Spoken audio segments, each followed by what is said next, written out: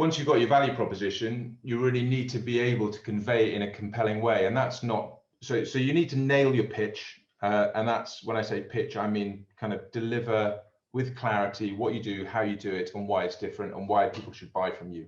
And in an ideal world, you want your whole team to be able to articulate that. And again, generally, because consultancies are doing different projects here, different clients here, different sectors there, it makes it hard for people to keep up with, well, what is our proposition and what is our differentiation, and how do we want to articulate that message to the market? So yeah, focusing on the pitch would be, for me, the next key factor.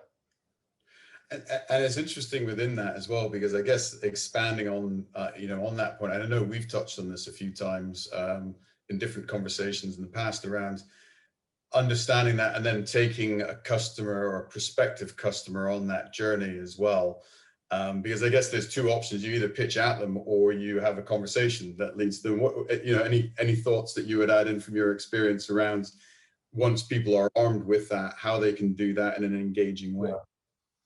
No, completely. I think it's one tool in the tool bag is how I would kind of phrase it. And I would never, unless really pushed into a corner, never walk into any sales conversation and pitch first. Even if you're in a formal beauty parade and they're seeing people back to back and they lined you up and they go, right, your turn, over to you, pitch, give us your pitch. I would resist that simply because in that moment with that group of people that you're talking to, you have no rapport. And if you go in and you talk at them, you'll never have that rapport. So yeah, I would always ask some key questions up front. And then feed in the elements of the value proposition at the appropriate time into the conversation. But I think in terms of, that's not rocket science. That's I guess you could say, hopefully standard good practice.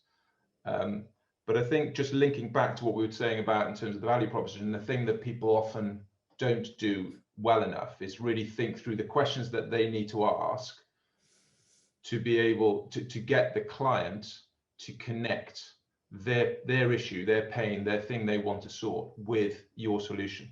And so therefore, rather than pitching at them and telling them what you can do for them, by asking them the right questions, then they come to their conclusions themselves that they need what you're offering. And then the tables turn then, because they're then asking you, so how would you help us, and how would you sort that, and tell us again, because you've taken them on a journey through the question that you've asked them to get them to conclude that what they need is what you've got.